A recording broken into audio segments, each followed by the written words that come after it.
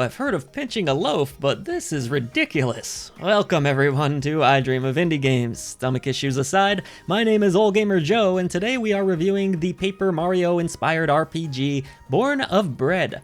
Does this game rise to the occasion, or did it leave me feeling crummy? Let's find out in our full review. But before we take this one out of the oven, if you loaf indie games like we do, you should head over to patreon.com/idreamofindiegames. You'll get some buttery exclusive content, gain Discord access, early ad-free versions of our shows, shout-outs at the end of every video, and even free games depending on your tier. Your new indie gaming community is waiting for you. So, in Born of Bread, an evil group of time-traveling villains named Jester, Alfie, Klein, Sid, and Lo are attempting to gather sunstone shards. Their intel leads them to a castle where an entire kingdom resides, including Papa Baker, the castle chef. On this night, the queen has requested a special recipe for a most delicious bread from an unfamiliar cookbook, and so Papa Baker gets to preparing her meal. The pressure is on as this bread needs to come out perfectly for Her Majesty, but what ends up materializing is an adorable bread golem that is fittingly named Loaf. Papa Baker comes to look at Loaf as his new son, even dressing him in some rather adorable clothing. While Loaf doesn't speak per se, players do choose between dialogue options at given times throughout the story to help fill in for his lack of vocal cords. Long story short, the villains crash the castle, Loaf and Papa Baker are blasted off into a somewhat nearby forest, and your greater adventure does begin. Born of Bread's writing has its charms, but never quite reaches the heights of the games it's clearly inspired by. Throughout this 15 to 20 hour adventure, you'll meet interesting looking NPCs and party members, but I can't say I connected very closely with any of them on a personal level. For example, Lint is a cute raccoon that joins up with you early on, but his motives for joining you aren't really that compelling. I felt much the same regarding other characters which are later introduced. They're tossed into the story kinda like dough at a pizzeria, aren't all that compelling, and honestly, storytelling and world building ends up being one of the weaker aspects of Born of Bread.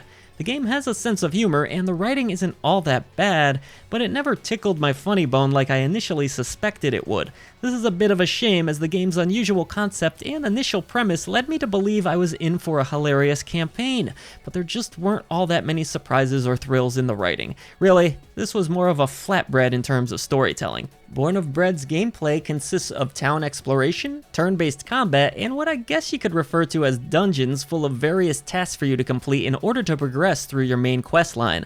Like any good RPG, you'll come across characters who offer side quests like the aforementioned queen searching for her bird at one point, or other townsfolks that might need you to find certain items for them. Seriously, these people really want you to work your buns off. See what I did there?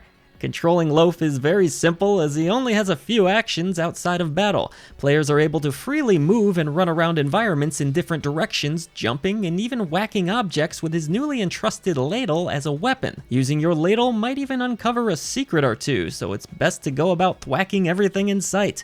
There are a few environmental hazards to watch out for, like bodies of water, so be aware of that as you explore, or you might become a soggy piece of bread. For players who get annoyed with taking damage from pits or via the game's mediocre platforming sections, there is an option to turn that specific type of damage off. While exploring environments that range from lush forests to mountains and even a spooky manor at one point, you'll come across a good variety of weapons that Loaf can use in combat. These range from a sickle to even a funny fish hammer. Loaf has a set amount of space in his backpack, so it's imperative that you twist or rotate weapons so they all fit, or increase the space in your backpack through leveling up. Initially, Born of Bread may seem to feature a rather traditional turn-based combat system, but there's more than meets the eye. On the upper left portion of your screen in battles, you'll find 3 different sets of points available to you.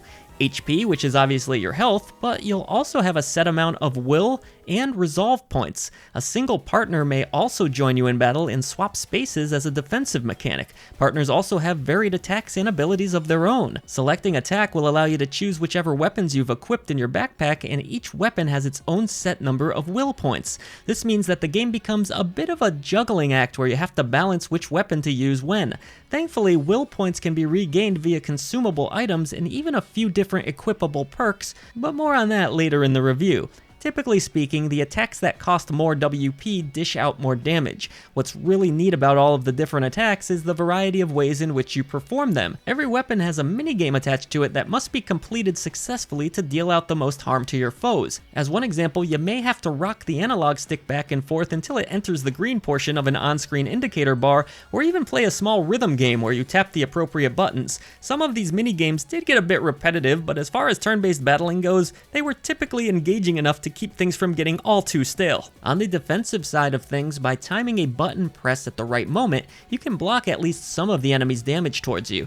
I got the hang of it eventually, but ultimately did kind of suck at this. Thankfully, a later equipable item that can be found helps a bit with an on-screen indicator of when you should block. I kept that equipped for much of the game. Still wondering about those resolve points though? That's where special attacks come in. These attacks not only boost your defensive abilities, but can help you to take little to no damage when it comes to oncoming attacks. I honestly didn't use the specials all that often myself, but hey, options aren't a bad thing. There is also this one other weird aspect of the battles. It's this idea of people watching you online while you battle. You do have this little dinosaur friend that follows you everywhere. He acts as your save point, and he also connects each battle online in front of a live audience. I didn't really get much out of this. There's a little chat going on in the upper right corner of the screen. They're yelling out things that you can do. It was just kind of weird and unnecessary, to be honest, in my opinion. Upon leveling up, you may choose between 2 cards to stamp. Earn enough stamps and unlock more slots, which also increase HP, WP, and so on. All told, the combat is pretty decent with a few original concepts, and even has deeper intricacies such as learning elemental patterns, but I won't bore you with all of that. For the most part, I enjoyed engaging with the combat, even though I did feel like all of the systems weren't necessary, and I could pretty easily bash my way out of the majority of combat situations. I'll also say that while the backpack system is pretty neat, the overall menu design felt a little bit sloppy. It was overwhelming to track quests, figure out which characters to spend skill points on. That's another thing your partners can earn, by the way, additional abilities that can be unlocked, or navigate through equipable boons, which are little trinkets that offer perks. You cycle through pages of a book with the bumpers, but then you have sub-menus with the back triggers, and the entire integration felt like it could have been tidied up a bit. That said, the rest of Born of Bread's visual design is quite lovely. The game gives off the happiest of vibes with smiling, bouncy characters, a lovely blend of 2D and 3D across varied landscapes full of charm. Whether it were snowy towns or grassy plains, Born of Bread is almost always visually pleasing, except for when the camera didn't cooperate, leading to a few awkward angles. I did encounter a few other graphical oddities and even got hung up on the environment once or twice, but all told, I greatly enjoyed the cartoony aesthetic the game provided me. The real standout for me, however, was the bouncy, joyous soundtrack full of satisfying beeps and bloops, quirky melodies, and sound effects that align perfectly with the vibe of the game.